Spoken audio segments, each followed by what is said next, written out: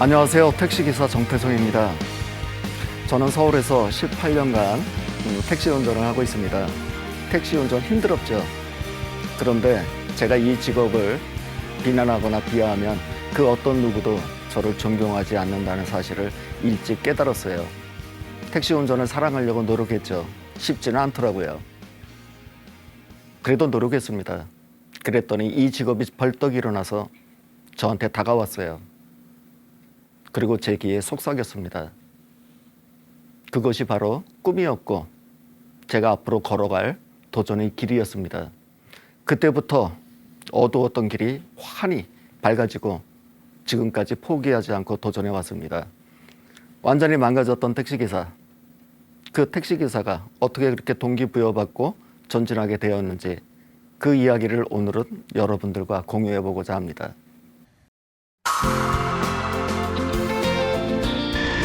한번 좌절하면 쉽게 일어나지 못하고 하찮은 일을 하고 있는 것 같아 패배감을 느끼고 얽힌 관계 속에 늘 부대끼는 우리들. 미생 같은 삶의 해답은 능동적인 자세에 있다고 말하는 택시기사 정태성. 지금 당장 자신의 일에 가치를 부여하고 사랑하라.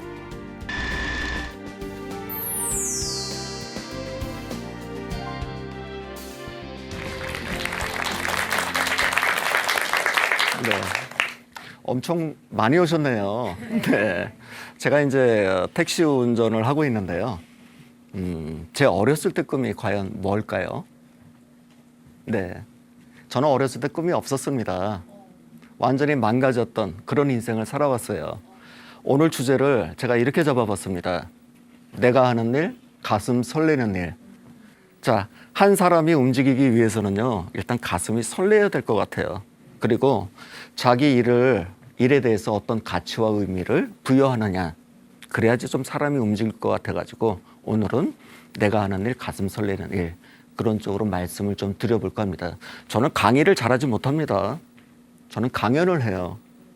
이론과 지식이 아니라 다분히 사변적이고 개인적인 체험담 위주로 제 이야기를 들려드릴 예정입니다. 자, 제 어렸을 때 꿈이 없었거든요. 저희 할머니 얘기부터 말씀을 좀 드릴게요. 저희 할머니 시골에서 소아마비를 앓으셨어요. 다리를 심하게 저셨죠. 장애인이었어요. 이 불쌍한 여자, 어떤 남자가 데려갈까요? 결혼을 못하죠. 그래서 아기를 못 낳는 집에 씨바지로 들어가게 돼요. 그리고 아버지를 낳고 일찍 사망하시죠. 아버지 열심히 공부하셔갖고 공무원이 되시고 나름대로 이제 성공한 그런 케이스가 됩니다. 드디어 인생 간의 세대 역전이 일어나요. 저희 형 공부도 굉장히 잘했어요. 뭐 전교 1, 2등 합니다. 그럼 저는 몇 등을 했느냐? 반에서 30등 하기가 벅찼어요. 그래도 잘한 거 아닙니까? 그런데요, 집안에서는 제가 돌연변이가 됐어요. 야, 너는 머리가 아닌가 보다. 저는 그걸 믿었죠. 실제로 공부하기도 싫었고요. 전 머리 나빴습니다. 그래서 오로지 제가 추구했던 것은 학교를 빨리 잘리자. 드디어 소원 성취를 합니다. 고등학교 2학년 때요. 근데 막상 사회에서 할 일이 별로 없더라고요. 일단 공사판 막노동 시작하고요. 이삿짐센터 공장에서도 일해보고 식당의 홀에서 서빙도 해보고 주방에서 설거지도 하고요. 책 외판도 하고요. 제가 무려 한 12년간 4, 50여 가지 직업을 경험해 봐요. 근데 직업에 장점만 있는 직업도 없고 단점만 있는 직업도 없더라고요. 자, 드디어 이제 나이가 먹었고 이제 결혼을 합니다. 태어나서 처음으로 책임감이란 것을 느꼈어요. 이제 저도 가장이다 보니까. 근데 제 능력 갖고 취직할 데가 없더라고요. 그래서 시작하게 된 것이 사업이에요. 그 사업 당연히 실패하죠. 전 뻔뻔했어요. 주변에 미안하지도 않았어요. 살고 있던 전세는 월세로 돌리고 결혼 예물 전당포에 팔더라도 아내한테 미안하지 않았어요. 나중에 더 큰 거 해줄게. 근데 살다 보면 엎친 데 덮친다고요. 불행한 일이 연속으로 일어납니다. 그 와중에 제 딸이 아팠고요. 좌심방 우실기시라는 심장병이라는 것을 제가 알게 됩니다. 수술을 받았죠. 근데 수술 경과가 좋지 못해서 그 다음날 제 딸아이를 하늘나라로 보내게 됩니다. 화장을 하고 길거리를 헤매는데 마침 잠실의 교통연수원 건물에서요, 많은 사람이 쏟아져 나와요. 이분들이 뭐 하시는 분들인가? 여쭤보니까 택시 운전을 하기 위해서 교육받는 분들이래요. 나한테도 운전면허가 있지. 저도 가능하겠습니까? 가능하대요. 그래서 제가 1997년 1월 23일 예정에도 없던, 꿈꾸지 않았던 택시 기사가 됩니다. 택시 운전이요. 엄청 힘들더라고요. 택시 운전 힘듭니다. 어떤 분은 이렇게 말씀하시는 분도 계세요. 내가 할 게 없어서, 운전면허밖에 없어갖고 마지못해서 목구멍이 포도청이라서 그래서 하는 직업이 택시 운전. 뭐 그럴 수도 있겠습니다만은 저는 인정하지 않습니다. 택시 운전 조금만 생각해 보면요, 소중한 인명을 손상시킬 수 있는, 생명을 다루는 직업이기도 하고요. 대한민국 국적 브랜드 가치, 이미지 가치도 올라갈 수도 있죠. 근데 그거는 이론일 뿐 현실이 척박하거든요. 그럼 택시가 얼마나 힘드냐? 택시가 너무 많다는 거예요. 25만 5천 대의 택시가 있어요, 대한민국에는. 미국 뉴욕은 시민 700명당 택시가 한 대 있는데 대한민국 수도 서울은 140명당 택시가 한 대 있죠. 그러다 보니까 굉장히 어려워요, 이 일이. 회사 택시를 열심히 운전하면 목숨 걸고 운전해야 됩니다. 그럼 140만 원 정도 버시고, 개인 택시는 1억 가까이 투자를 해갖고 열심히 운전하면 한 180만 원 정도 벌어요. 그러다 보니까 택시 시장은 3개월 내 이직률이 무려 80%에 육박합니다. 아주 힘들어요. 자, 택시 운전 정말 힘든 직업입니다. 근데 힘들다 생각하면은 택시 운전이 더 힘든 거예요. 그래서 생각을 살짝 바꿔보죠. 의미, 가치 부여합니다. 소중한 인명을 손상시킬 수 있어. 정말 중요한 역할을 하는 거야. 대한민국 브랜드 이미지 가치도 좌지우지해. 상품도 수출도 많이 돼. 외국인도 많이 와. 내수 진작돼. 대부분은 사실 저는 안 좋은 쪽으로 생각을 했어요. 일하다 보니까 더 힘들죠. 억지로 가려고 노력을 합니다. 안 돼요, 이게 쉽게. 이 투쟁 과정이 한 2년 정도 걸린 것 같아요. 하루에도 12번 왔다 갔다 하다가 그래도 계속 노력을 합니다. 직업에 대한 가치를 부여하죠. 어느 시점이 딱 되니까 어떤 믿음이 싹 텄어요. 그때 처음으로 저한테는 놀라운 변화가 생깁니다. 한 번도 가지보지 못한 꿈이라는 게 생겼어요. 꿈이 생기면요, 조금 사람이 변하더라고요. 이렇게 변합니다. 직업을 어느 쪽으로 선택하느냐에 따라서 완전히 이게 바뀝니다, 사람이요. 그때부터는 꿈이 생기니까 시간이 아까운 거예요. 보통은 운전하고 가다가 신호등이 딱 걸리잖아요. 그럼 왜 이렇게 신호등 걸려? 아우 짜증나 그랬는데 꿈이 생기는 순간 신호 대기하고 있는 시간도 소중한 거예요. 그때부터 영어 단어, 일본어 단어 공부하고요. 또 자신감이 붙으니까 그때부터 이제 자격증을 따기 시작합니다. 그래서 자격증은 한 45가지를 현재 취득을 했고요. 제가 고등학교 잘렸잖아요. 나중에 공부를 해서 대학원까지 졸업하게 됩니다. 택시도 하나의 독립된 사업 경영처예요. 그는 어떻게 일할 거며 어떻게 목적을 달성하느냐, 하나의 독립된 사업 경영체거든요. 그래서 전공은 서비스 경영인데 많은 분들이 궁금해하실 거예요. 무너진 망가진 택시기사가 돈이 어디서서 뭐 공부를 하느냐. 저희들이 꿈이 하나 생기면요, 2가지 제약사항이 있습니다. 첫째, 시간이 없다, 돈 없다. 다 핑계. 자, 시간은 짬짬이 제가 틈을 낼 거예요. 그 다음에 돈은 절약할 수밖에 없죠. 그래서 제 차는 아직까지 오토기어를 안 써요. 스틱기어를 써요. 그럼 매월 25만 원 절약이 되거든요. 그게 이제 저한테는 자기 개발비로 이제 투자가 된 거죠. 어떤 자격증은 뭐 국제 자격증도 있고요. 어떤 자격증은 민간 자격증도 있고, 네. 그리고 나서 이제 눈을 바깥으로 향합니다. 자, 모든 직장인 아니면은 뭐 학생도 마찬가지입니다. 과연 내가 하고 있는 분야의 세계 최고 수준은 어느 정도 수준이냐? 그리고 나하고 그 사이는 어느 정도 차이가 있느냐. 만약에 이 차이를 제가 극복하면 제가 뭐가 됩니까? 이 분야의 최고 1인자가 되는 거 아니에요. 그래서 주변에 눈을 돌려봐요. 그랬더니 그 당시에는 국내에 없더라고요. 외국에 있어요. 지금도 마찬가지지만 일본의 엔케택시하고 런던의 블랙캡이 각광받고 있는 그런 택시 단체입니다. 참고로 일본 엔케택시는요, 제1교포가 세운 회사고요.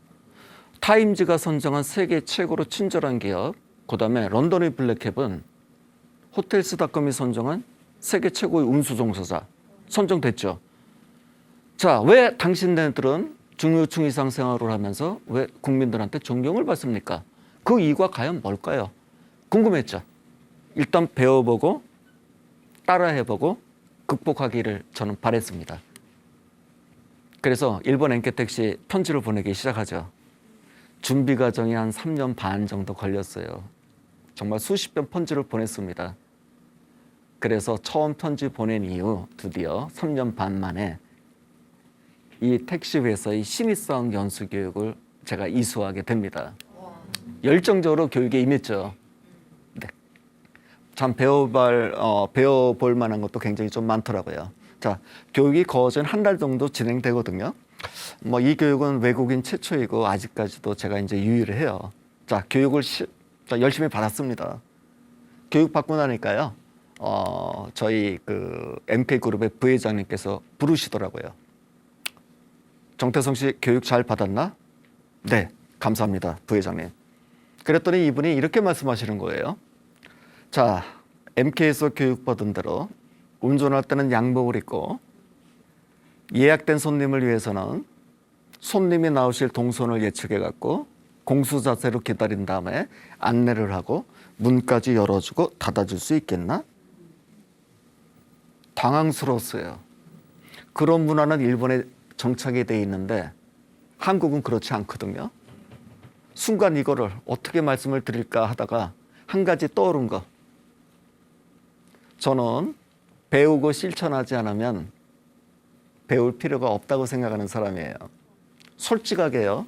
저는 택시 운전할 때 런닝 셔츠에 반바지, 슬리퍼 신고 운전하고 싶어요. 근데 저를 교육에 초대해 주신 부회장님 성의도 있고 그래갖고 과감하게 그렇게 하겠습니까? 하겠습니다.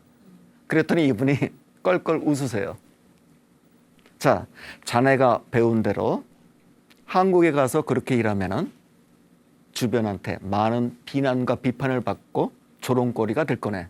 하지만 이것을 10년 정도만 참아내면은 자네를 인정하고 자네를 따라할지도 모르겠네. 그것이 일본 엔케택시가 성공한 역사였고 승리의 길이었네. 그래서 그때부터 저는 넥타이를 매고 양복을 입고 그렇게 운전을 하게 됐습니다. 네. 그 양복 입는 게요, 넥타이 매는 게요, 쉬운 게 아니었어요. 쑥스럽기도 하고. 저한테는 대단한 용기가 필요했어요. 아무것도 아닌데. 그리고 한 개인의 가치관을 바꾸거나 한 조직 문화를 바꾸기 위해서는 저는 많은 세월을 반복적으로 체화할 때만 바뀌지 않을까 그렇게 생각을 합니다. 한 기업체도 미션과 비전이 있고 핵심 가치가 있듯이 한 개인한테도 핵심 가치가 있어요. 제가 여태까지 살아오면서 많은 세월은 산 건 아니지만 저한테는 용기와 인내의 세월이 제가 흔들릴 때 저를 잡아주는 북극성 같은 그런 역할을 해옵니다. 자, 일본 엔케택시 이제 다녀왔죠. 그때도 또 해봅니다. 다음 또 어디로 가야겠어요? 런던 블랙캡을 또 가보고 싶은 거예요. 그래서 런던 블랙캡을 이제 가봅니다. 런던 블랙캡. 호텔스닷컴이 선정한 8년 연속 세계 최고의 운수 종사자. 한국의 택시기사. 히드로 공항에 딱 도착을 했어요. 눈앞이 캄캄한 거죠. 제가 일본어는 좀 하는데 영어는 안 되더라고요. 그래도 알고 있는 단어만 던졌습니다. 투박하게. 그랬더니 대화가 돼요. 역시 회화는 문법과 그 문법이 중요한 게 아니라 자신감이 아닌가 그런 생각이 들더라고요. 보통 물 좀 주세요 그럼 그러잖아요. Give me some water, please. 발음 좀 괜찮습니까? 저 이건 몰라요. 물 좀 주세요. Water, please. 아 그럼 대화 되는 거예요. 라고 런던 블랙캣 기사 인터뷰 해보고요. 그러죠. 오로지 블랙캣만 타보면서 인터뷰를 시작합니다. 왜 당신네들은 그렇게 존경을 받습니까? 직업에 임하는 자세는 무엇입니까? 네, 인터뷰를 다 땁니다. 정말 이분들 얼굴 인상은 정말 제가 배워볼 만해요. 제가 인터뷰했던 런던의 블랙캡 기사님들 인상 한번 보세요. 너무나 포근하고 그렇지 않습니까? 특히나 이분 이름이 피터신데요. 한국에서 온 택시기사입니다. 당신네들을 배우러 왔습니다. 그랬더니 친절하게 안내를 해주시더라고요. 택시금도 반값. 예, 너무나 멋지신 분이에요. 영화 배우고 짰나요? 그래서 그날부터 제가 이분이 롤 모델이 돼서 수염도 똑같이 기르게 됐습니다. 네. 네. 일본하고 런던은 좀 달라요. 일본은 좀 규격화된, 정형화된, 네, 똑같은 멘트와 절도 있는 동작. 런던은 좀 부드럽고 기사 개인의 그 아이덴티티라고 그럴까요? 그런 것이 특출납니다. 네. 그래서 요즘에는 저도 이제 부드럽게 이제 영업을 좀 하려고 그러죠. 자, 런던 이제 다녀왔습니다. 런던을 다녀왔어요. 네. 런던을 다녀왔는데 이분들이 왜 이렇게 국민들한테 존경을 받느냐? 그 이유가 있었습니다. 자, 런던의 택시기사가 되기 위해서는요, 일단 스쿠터를 한 대 사갖고요, 넬슨 제독 동상을 기점으로 해갖고 반경 9.8km 이내에 지리뿐만 아니라 여러 가지 역사 문화 풍습까지 공부를 하는데 무려 3년간 6번의 시험을 통과해야 돼요. 옥스포드 대학에서 박사학위를 받는 것과 택시 운전 자격증을 취득하는 것은 그만큼 비슷할 정도로 어렵다는 거예요. 정말 베테랑 택시 기사님은요, 주소만 이렇게 쪽지로 전해주잖아요. 그럼 그 건물에 딱 도착해 갖고요. 그 건물이 만약에 5층 건물이다. 그러면은 1, 2, 3, 4, 5층 어떤 업체가 입주해 있는지 그것까지도 꿰차신 분이 계세요. 정말 택시 운전 중에 프로이고요. 자신의 직업적 마인드가 상당합니다. 저는 감명을 받았죠. 네. 그리고 이제 한국에 이제 돌아와요. 한국에 돌아옵니다. 제가 일본과 런던의 택시를 그대로 따라하면은 저는 2인자예요. 영원한 2인자. 그분들이 시행하지 않는 서비스를 개발하면은 저는 1인자가 될 수가 있는 거죠. 그래서 저만의 서비스로 어떻게 일하는지 잠시만 보여드릴게요. 저는 일단 안전한 택시를 추구해요. 그래서 제 차에는요, 세계 유일 딱 한 대밖에 없어요. 제 차에 심장 제세동기라는 것을 제 차에 싣고 다닙니다. 심장마비로 쓰러지면은 가슴에 패드 부착하면 알아서 전기 충격 줍니다. 그다음에 응급처치 키트, 간단한 골절이나 화상 제가 치료 가능해요. 심폐소생술이나 응급처치 치료 과정은 제가 이수로 했습니다. 예. 그리고 제 차에는요, 여러 가지가 많이 있는데 제 차에 타시면 일단 인터넷이 무료예요. 와이파이 프리 택시. 인터넷 설정 검색을 하시면 제게 뜹니다. 비전 택시. 비밀번호 알려드리면 제 차에서는 인터넷은 무료예요. 비밀번호는 비전 택시 똑같습니다. 네. 그다음에 일반 시민들을 위해서요. 다 아는 서비스는 아니지만 정말 특별한 고객을 위해서는 제가 택시 타실 때 레드카펫을 깔아드려요.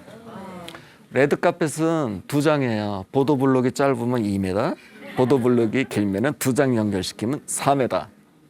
제 택시에 예약해서 타실 때는 푹신푹신한 레드카펫을 밟고 제가 안내하는 택시로 오르신 다음에 제가 문을 살짝 닫아드리고 그리고 운전하게 됩니다.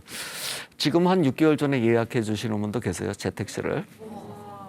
자, 이것뿐만 아니에요. 아직까지는 약관입니다. 아직 많이 남아 있어요. 자, 조수석 모니터는 항공기 스타일 모니터 장착을 해서요. 타신 승객께서 IT 제품 연결 가능하셔갖고 이용하실 수도 있고요. 뭐 기본이죠. 그다음에 요즘에 이제 충전 배터리 팩을 갖고 다녀갖고 대한민국에서 생산되는 전 제품 IT 제품은 제가 쾌속 충전을 해드립니다. 그리고 택시에 대한 가장 큰 불만. 제가 설문조사를 받았어요. 냄새더라고요, 냄새. 그래서 향수는 여러 종류를 써요. 근데 동시에 뚜껑 따면요, 골치 아프죠. 근데 왜 이렇게 많이 쓰느냐? 라디오를 듣다가 힌트를 얻었어요.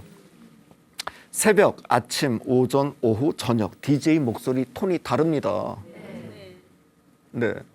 향수도 시간별, 상황별로 다르게 뚜껑을 열자. 그래서 아침에는 에너제틱한 페퍼민트 뚜껑을 딱 열고요. 아이들이 타면은 동심자극 만다린, 부부 연인이 타면 춘심자극 일랑일랑, 초저녁 로즈마리, 늦은 저녁 라벤더. 그렇게 뚜껑을 열죠. 네. 그리고 그 재택시에 타시면은 제가 잘 부르지는 못하지만 귀도 즐거우셔야 되거든요. 잘 부르지는 못하지만은 팸플룻 연주 2곡까지는 해드릴 수가 있어요. 제가 오늘 시간이 있으면 제가 팸플룻 연주 해드리는데, 네, 그게 좀 아깝네요. 안타까워요. 네. 그리고 저는 오감 만족 택시를 추구합니다. 고정 고객이 있거든요. 그럼 제가 이벤트를 열어요. 그동안 제 택시를 타주셔갖고 감사합니다. 그때는 제가 SNS를 통해 갖고 그날은 택시 요금도 할인해드리고 푸짐한 상품을 드려요. 그때는 제가 네. 그때 한번 이벤트 한번 참여해 보세요. 네. 그때는 제가 코스프레 형식 옷을 입습니다. 그때는 교복도 입고 일하죠. 네. 이렇게요. 교복이요. 그 많은 분들이 그래요. 너무 과하지 않느냐? 근데 아니에요.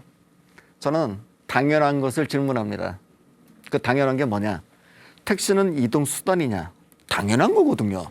근데 저는 질문해요. 곰곰이 생각해 봤더니 손님을 모시고 운전해 갖고 네, 목적지에 도착해서 안녕히 가세요.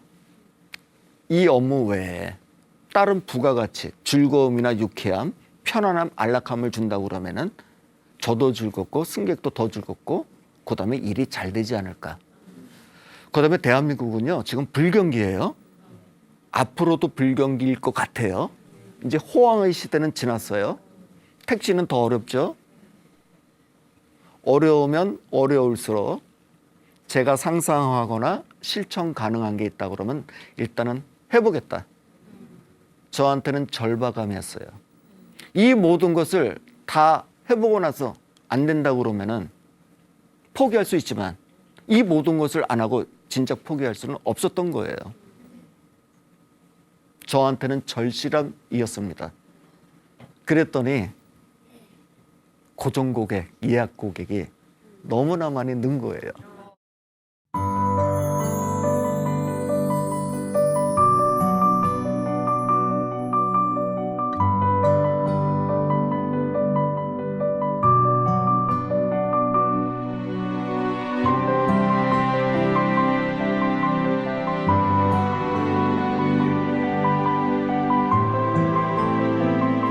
저는 이제 여기서 만족하지 않습니다. 또 저는 당연한 걸 질문해요. 제가 이상한 사람이 아니거든요. 자, 1960년대 처음으로 생긴 대학, 일명 햄버거 대학이 있습니다. 전 지구적으로 8개 있죠. 이웃나라 중국에도 있습니다. 햄버거 대학이. 오늘 처음 하신 분도 있으실 거예요. 국내에는 무슨 대학이 있나요? 치킨 대학도 있어요. 햄버거도 대학이 있고 치킨도 대학이 있습니다. 그리고 국내는 항공대, 철도대, 해양대 있습니다. 저는 택시기사예요. 당연한 질문. 뭐가 필요할까요? 당연하죠. 제가 이상한 거 아닙니다. 저는 당연한 질문이죠. 왜 택시 대학은 없어야 되느냐? 정부한테 요구했죠. 택시 대학도 필요합니다. 근데 별 관심이 없더라고요. 그렇다고 그러면 제가 택시 대학을 만들겠습니다. 박수 받았을까요? 아니에요. 비난, 비판, 조롱거리 됐죠. 제가 얼마 전에 인터뷰를 했는데요. 몇 년 전에. 제 꿈은 택시 대학 총장이 되는 게 꿈. 근데 제약사항 따라옵니다. 시간과 돈. 저한테 돈이 없죠. 그러다가 절망하다가 어느 날 문득 훌륭한 캠퍼스, 멋진 강의실 필요 없다. 본질이 뭐냐? 천막을 치고라도 시작을 하자. 왜 이 생각을 못했을까? 그래서 아파트 상가 건물이 나왔어요. 간도 거기 임대를 해버렸어요. 그리고 택시대학, 비전택시대학이라고 간판을 올려버렸죠. 그래서 1기, 2기가 수료됐고 지금 곧 이제 3기가 수료될 예정이고 택시대학은 만들어졌습니다. 이제 수업료는 제가 받지는 못하고요. 어려운 환경에서 오시는 택시 기사님을 위해서 제가 어떻게 수업료를 받겠습니까? 근데 이제 사무실 임대료, 그다음에 외부에서 강사님을 초빙합니다. 그럼 이제 강사료로 드려야 되고, 그래서 매월 굉장히 좀 많이 들어가요. 한 600만 원 정도 들어가요. 그것을 제가 지원받지 못하고 이제 운영하다 보니까 사실 생활하는 데도 많이 지장이 있어요. 그래도 제가 그 꿈을 향해 갖고 나가는 이유는 더 큰 목적이 있기 때문이에요. 택시 대학의 목적이 아닙니다. 택시 대학 목적이 아니에요. 저희 택시 대학 그럼 누가 강의를 해주실까요? 유명하신 분 굉장히 많아요. 지금 이제 수료식 하는 장면인데요. 많은 분들은 아니지만 수료식에는 제가 다 졸업장을 드리는 거 아니에요. 한 33%만 드리고요. 택시 대학에는 그동안 많은 분들이 봉사 강연도 해주셨어요.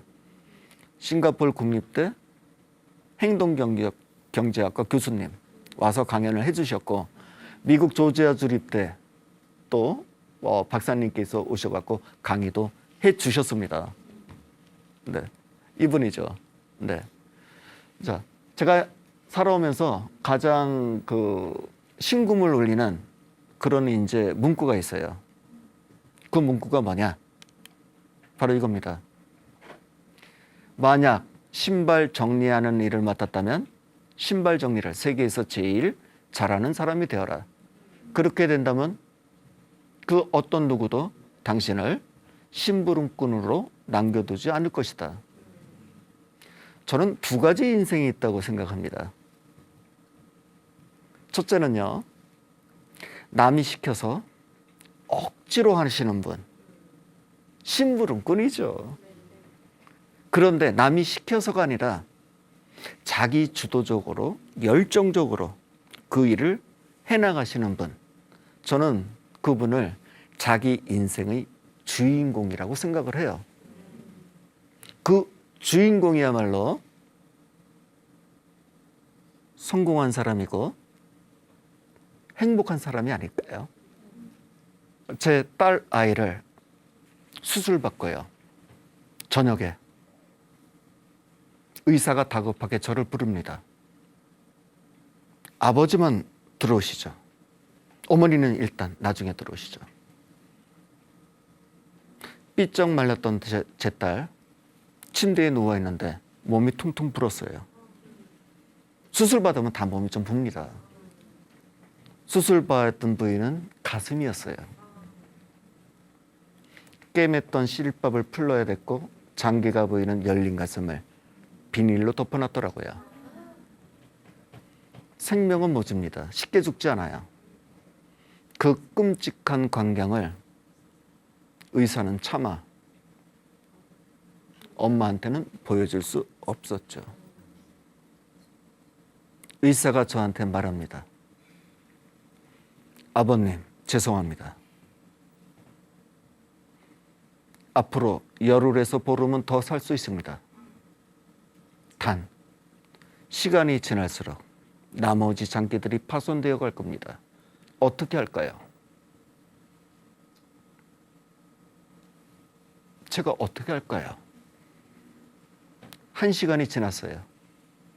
가망이 없으니 사형 선고를 내리라는 의사의 말이었어요. 저도 간신히 한마디 했습니다. 제 딸이 너무나 힘들어합니다. 바로 인공심폐기는 제거됐고 사망 처리했고 경기도 북쪽에 화장을 했어요. 그날부터 저는 거리를 방황합니다. 사람이 절망적인 순간에 다다르면 정면을 못 봐요. 하늘도 못 보고 바닥만 보면서 몇 날 며칠을 걷죠. 그러다가 처음으로 발걸음을 멈추고 주변을 확인한 게 한강의 어느 다리였고, 다리를 띄듯이 그래도 살아야지 다리를 띄듯이 건너는데 마침 하필 공교롭게도 교통연수원에서 택시 운전하기 위해서 교육받는 분들을 만납니다. 그래서 제가 교통연수원에서 많은 분들을 만나고 그래서 택시 운전을 시작하게 된 계기입니다. 그때는 우연하게 시작하게 된 거라고 제가 생각을 했어요. 근데 지금 지나놓고 나니까 저는 택시기사로 천직으로 삼고 태어나지 않았을까 그렇게 생각이 좀 들더라고요. 자, 택시 운전 힘들었죠? 네. 그래도 무한하게 가치 의미를 부여합니다. 멋진 상상을 하죠.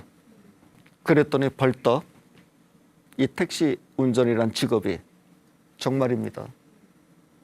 저한테 다가왔어요. 속삭였습니다. 꿈을 보여주고 길을 밝혀주고 따라올래? 그래서 따라간 것뿐이에요. 지금도 저도 그 목적을 향해서 갑니다. 저는 택시대학 총장이 되는 게 꿈이 아니에요. 뭐가 꿈이냐? 정말 어렵게 힘들게 일하시는 택시기사, 그분들이 택시대학을 통해 갖고 공부도 하시고 열정적으로 일하는 거, 그런 걸 바라보시는 일반 국민들이 꿈과 희망, 용기를 갖고 희망차게 살아가는 게 그게 꿈입니다.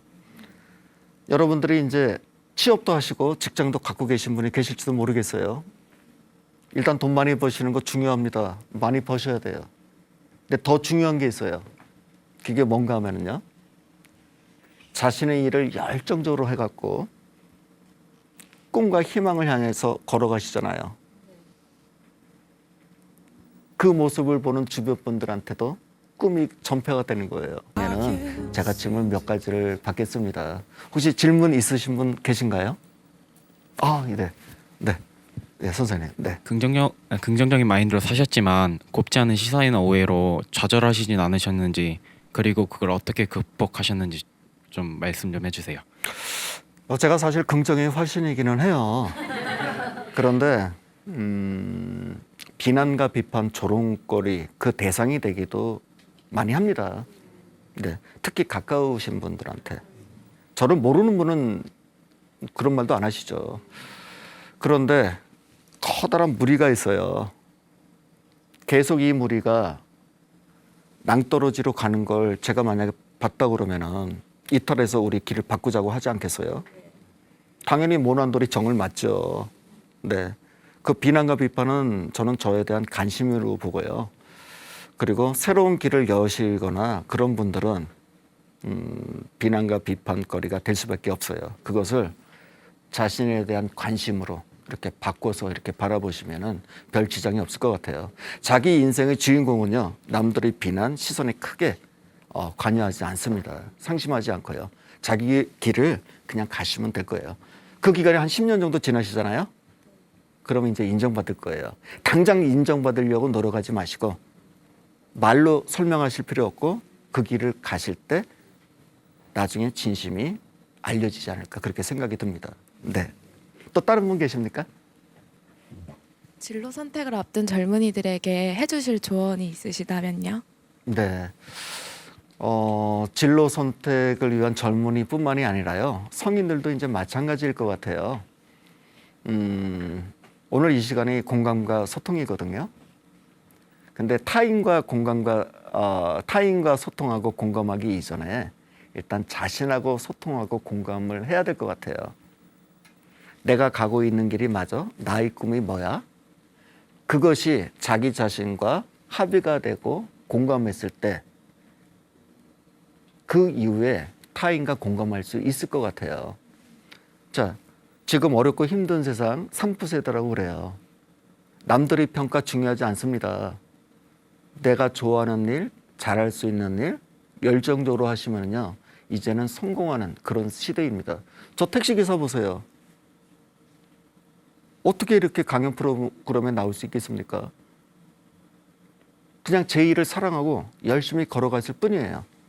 그럼 주변에서 인정받는 그런 시대가 올 겁니다. 그래서 주변의 평판에 대해서 너무 신경 쓰지 마세요.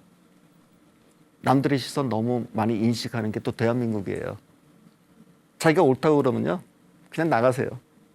그분이 바로 주인공입니다. 네. 또 다른 분 또 질문하실 분 또 계십니까? 네, 안녕하십니까. 네. 그 추진력만큼 참 열정적으로 사시는데요. 그 궁극적인 이유나 목적이 있으신지요? 네, 제가 추진력 하면은 또 제가 또 굉장한 추진력, 대한민국 또 최강의 추진력을 좀 갖고 있습니다. 네. 일단 길이 선명해야겠고요. 자기가 가고자 하는 목적이 뚜렷하잖아요. 그러면은 돌진하게 되더라고요. 제가 만약 어떤 길을 가고 있어요. 어느 날 문득 내가 어디까지 와 있나 했더니 꿈을 향해 가고 걸어가더라고요. 그때 되면 누군가 발목을 잡더라도 이제 가게 돼요. 그러기 위해서는 자기 일에 대한 확신, 믿음 그런 것이 좀 선행이 돼야겠죠. 또 개인적으로는요. 이런 또 개인적인 또 내용입니다. 개인적인 일이에요. 저한테는 약속한 게 있어요. 제 딸하고 먼저 간 딸하고 나중에 멋진 아빠가 돼갖고 만나자. 과연 멋진 아빠가 어떤 아빠일까요? 네, 자기 일을 열정적으로 열심히 해내고 꿈을 향해 가고 걸어가는 아빠. 저 강연할 줄 몰랐어요. TV에 출연할 줄도 몰랐어요. 제 딸이 보고 있을 것 같아요, 오늘. 얼마나 뿌듯하게 생각할까요? 그죠? 그 기회 주심에 감사합니다. 그리고 자기 꿈에 감동할 수 있잖아요. 이성적으로가 아니라 감동할 수 있으면은 누가 말려도 가게 되는 것 같더라고요. 그것이 인생의 주인공, 내 심부름꾼이 아닌 인생의 주인공인 것 같아요. 그것이 행복하고 성공한 삶을 사는 게 아닌가. 짧지만 제 소견이었습니다. 네.